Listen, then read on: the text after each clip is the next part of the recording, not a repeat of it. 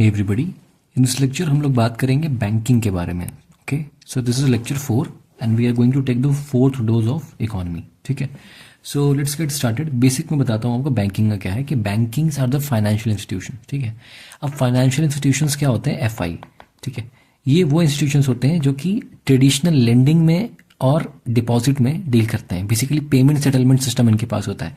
जैसे मान लो for example आप हो, ठीक है, okay, and you went to a bank. आपने बैंक पे क्या दिया? डिपॉजिट दिया. अब बैंक ने इसी पैसे को किसी को लोन पे दे दिया. ठीक है, ओके, यहाँ पे लोन पे दे दिया. Now this process is what we call as a financial process है.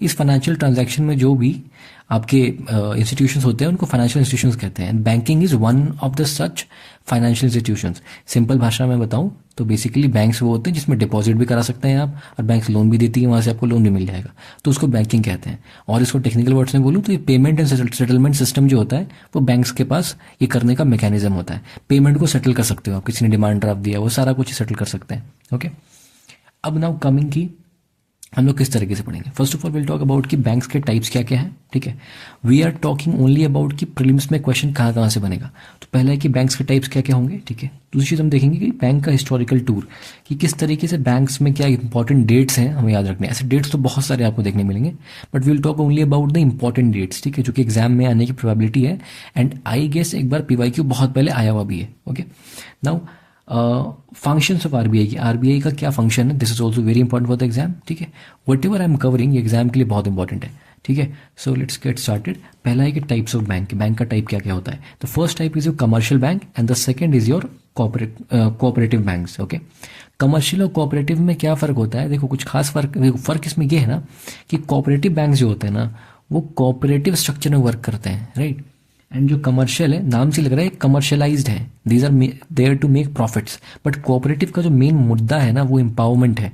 वो इस तरीके से यू कैन से कि it is for the empowerment of the rural area development कर लो, या किसी पर्टिकुलर एग्रीकल्चर सेक्टर का डेवलपमेंट कर लो, राइट, इस एमएसएमईज का कर लो. सो इस तरीके से इनका एक पर्टिकुलर सेक्टर होता है कि ग्रोथ एंड डेवलपमेंट को हम बूस्ट करें और एम्पावरमेंट कराएं. बट कमर्शियल है, टोटली कमर्शियलाइज है, तो बेसिकली इनका मोटिव होगा कि प्रॉफिट ज़्यादा से ज़्यादा हम बनाएं. ओके, नाउ और ये इनके मोटिव में डिफरेंस है और इनके ऑब्जेक्टिव में डिफरेंस है एंड इनके फंक्शंस में डिफरेंट है. ठीक है, ये डिफरेंस है कमर्शियल और कोऑपरेटिव बैंक्स में. ना इतना डीपली नहीं समझना, समझना बस ये है कि कितने कितने टाइप्स के हैं. तो पहला कमर्शियल बैंक आपका पब्लिक सेक्टर बैंक है, लाइक आपका पंजाब नेशनल बैंक हो गया, ठीक है, एसबीआई हो गया, ठीक है, कैनरा बैंक हो गया. क्या मतलब होता है पब्लिक सेक्टर बैंक का? कि पब्लिक सेक्टर बैंक का मतलब जैसे पीएसयूज आपके होते हैं ना, पब्लिक सेक्टर अंडरटेकिंग, उस तरीके से पब्लिक सेक्टर बैंक्स भी होते हैं. इनका क्या मतलब होता है कि इनका जो मेजॉरिटी शेयर है 50% से ज़्यादा जो होता है वो गवर्नमेंट के पास होता है. That is they are the majority उसका शेयर होल्डिंग गवर्नमेंट के पास है, तो गवर्नमेंट ओन्ड है. दैट्स वाई इनको पब्लिक सेक्टर होल्डिंग हम कहते हैं. ठीक है, पब्लिक सेक्टर बैंक कहते हैं. तो पहला हो गया पब्लिक सेक्टर बैंक्स, लाइक आपका एसबीआई हो गया, पीएनबी हो गया, ऑल राइट. सेकेंड है private banks. Private bank like what? Private Indian banks like ICICI. ठीक है, ये सारे बैंक्स प्राइवेट तो हैं बट इंडियन भी हैं, right. On the other hand आपका एक्सिस बैंक हो गया, ये सारे बैंक्स आपके क्या होते हैं? जैसे तो फॉरेन बैंक्स. ठीक है, अब कुछ बैंक्स और भी ऐसे हैं जैसे कि आपके जो फॉरेन ओन्ड है, जिसकी ओनरशिप कहीं फॉरेन में है, इंडिया में नहीं. आईसीआईसीआई तो इंडियन बैंक हो गया ना, इंडियन है बट प्राइवेट है. ठीक है, देखो दो चीज़ है, एक तो इंडियन हुआ. अब इंडिया में या तो वो आपका पब्लिक हो जाए, पब्लिक सेक्टर बैंक्स, या फिर इंडिया में प्राइवेट बैंक्स हो जाए. ठीक है, अब पब्लिक सेक्टर बैंक कौन सा हो गया? ये हो गया. प्राइवेट बैंक कौन सा हो गया? ये हो गया. ओके, नाउ फॉरेन बैंक्स मतलब इंडिया में है ही नहीं. And the last one is your differential banks.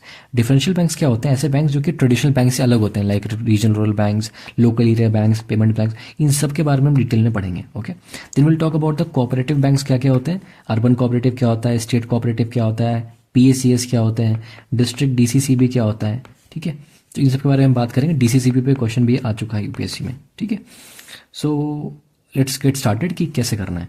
तो पहले हिस्टोरिकल टूर देख लो आप, कि इंपॉर्टेंट डेट्स देख लो. 1934 में आरबीआई को इनेक्ट किया गया, आरबीआई एक्ट को इनेक्ट किया गया. 1935 में आरबीआई को ऑपरेशनल किया गया.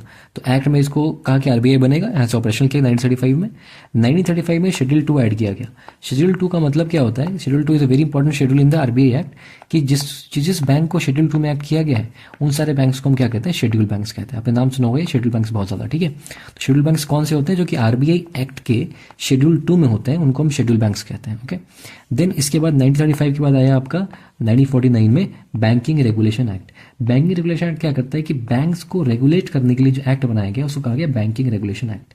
ओके अब बैंक देखना एक चीज कि इस शेड्यूल्ड 2 में के अंदर में आरबीआई के साथ बैंक्स को सीआरआर मेंटेन करना होता था। मैंने पहले बताया था कि जो सीआरआर होता है it is maintained under the RBI act.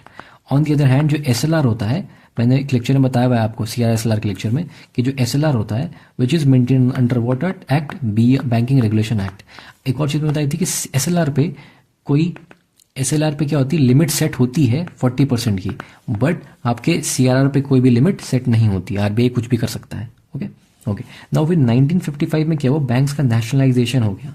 ठीक है, सबसे पहले इंपीरियल बैंक हुआ करता था, इंपीरियल बैंक को हमने नेशनलाइज करके एसबीआई कर दिया। नेशनलाइज का मतलब क्या है कि उसको हमने सरकार ने अपने अंदर ले लिया उसको, दैट इज वॉट नेशनलाइजेशन। अगर कुछ लोग आपको आएंगे बोलेंगे नेशनलाइजेशन, बहुत देर तक पढ़ा देंगे आपको, ठीक है, 1 घंटे का लेक्चर देंगे नेशनलाइजेशन के ऊपर, क्यों किया गया, क्या उसका मोटिव था। So see these things are important for your mains exam but not important for your prelims exam. Basic nationalization क्यों किया गया था, इसलिए किया गया था क्योंकि ये जो बैंक्स थे ना, ये गवर्नमेंट के हाथ से निकले जा रहे थे। That's why government wanted to take the control of this banks, इसलिए इनका नेशनलाइजेशन कर दिया गया। ठीक है, ओके नाउ बस इतना ब्रीफ में देख लो। फंक्शंस ऑफ द आरबीआई हमें कम से कम पढ़ना है और ज्यादा से ज्यादा टॉपिक्स को कवर करना है, and we have to revise them again and again. Read less and revise as many times as you can. This is the key mantra. ठीक है, now come here. Functions of the RBI. RBI क्या क्या function करता है? पहला है कि monetary policy बनाता है, पता है हमें, मनी सप्लाई कंट्रोल करता है, ये भी पता है। फिर आरबीआई के अंदर में एक मॉनेटरी पॉलिसी कमेटी है जो क्या रेट सेट करती थी, हमारा रेपो रेट या फिर पॉलिसी रेट सेट करती थी। अगर आपने पूरा लेक्चर मैंने शुरू से देखा हुआ है तो एवरीथिंग आपको एक कनेक्शन बन रहा होगा। ठीक है, ओके। अब आरबीआई और क्या करती है कि जो फॉरेन एक्सचेंज होता है, फेमा के अंदर फॉरेन एक्सचेंज मैनेजमेंट एक्ट के अंतर्गत क्या करती है कि फॉरेन एक्सचेंज को भी रेगुलेट करती है कि ये आपके फॉरेन एक्सचेंज कितना आ रहा है इंडिया में, फॉरेक्स रिजर्व जो है ये सब आरबीआई के अंदर में होता है, फॉरेक्स रिजर्व। ठीक है, कि डॉलर कितना आएगा, रुपी कितना जाएगा, डॉलर कितना आएगा, ये सब आरबीआई मैनेज करती है। ओके, दूसरी चीज कि RBI is a banker to the banks as well as banker to the government. अब एग्जाम में आपसे क्वेश्चन पूछ सकता है एमसीक्यू यहाँ से कि RBI is only bankers to the banks and RBI is not a banker to the government. ठीक है, बट नहीं, आरबीआई बैंक्स के लिए बैंकर है, गवर्नमेंट के लिए बैंकर है। बैंकर का क्या मतलब कि लोन चाहिए होगा तो आरबीआई देगी, इनको जो लोन चाहिए होगा तो आरबीआई देगी। ठीक है, तो गवर्नमेंट के लिए बैंकर है आरबीआई। अब सिर्फ गवर्नमेंट, स्टेट गवर्नमेंट के लिए है या सेंट्रल गवर्नमेंट, दोनों के लिए है, ये सेंट्रल स्टेट दोनों के लिए बैंकर है। ठीक है, okay. RBI is a regulator of the all India financial institutions. All India financial institution कौन कौन से, ये सारे आगे हम पढ़ेंगे। इसमें क्या होगा आपका सिडबी, नेशनल हाउसिंग बैंक, ठीक है, ये हो गया आपका। उसके बाद एक्जिम हो गया, एक्सपोर्ट इंपोर्ट, ठीक है, और उसके बाद आपका हो गया नाबार्ड। इन सब को रेगुलेट कौन करता है? आरबीआई। इन सब का रेगुलेटर, इन सब की देखभाल यही करता है कि कैसे करना है, क्या फंक्शन रखना है, सब आरबीआई रेगुलेट करते हैं। इनके अब्बा है, मतलब कि this is daddy of them. ठीक है, ओके। नाउ आरबीआई कौन कौन सी रिपोर्ट्स रिलीज करता है? रिपोर्ट्स बहुत सारी है बट सारी इंपॉर्टेंट नहीं है, कुछ इंपॉर्टेंट है वो ध्यान रखना। पहला है आपका ये वाली इंपॉर्टेंट है, एनुअल फाइनेंशियल स्टेबिलिटी रिपोर्ट। ठीक है, इट्स वेरी इंपॉर्टेंट, ये ध्यान रखना। Financial inclusion index it's also important, ध्यान रखना। अभी आरबीआई ने पीटी 365 में एक नई रिपोर्ट निकाली है 2023-2024 के लिए, उसको हम देखेंगे जब कवर करेंगे तो। ठीक है, वो रिपोर्ट देख लेना एक बार आप। ठीक है, report on trends and payments, ये भी आरबीआई रिलीज करती है।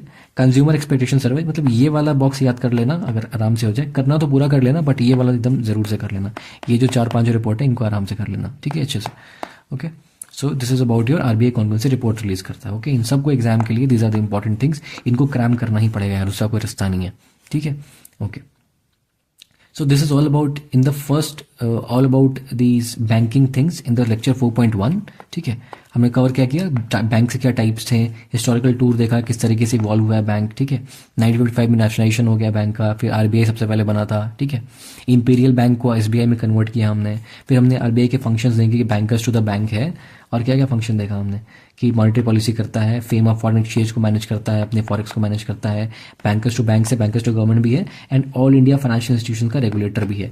ओके, फंक्शंस ऑफ आरबीआई हो गया। So with this we are ending lecture 4.1।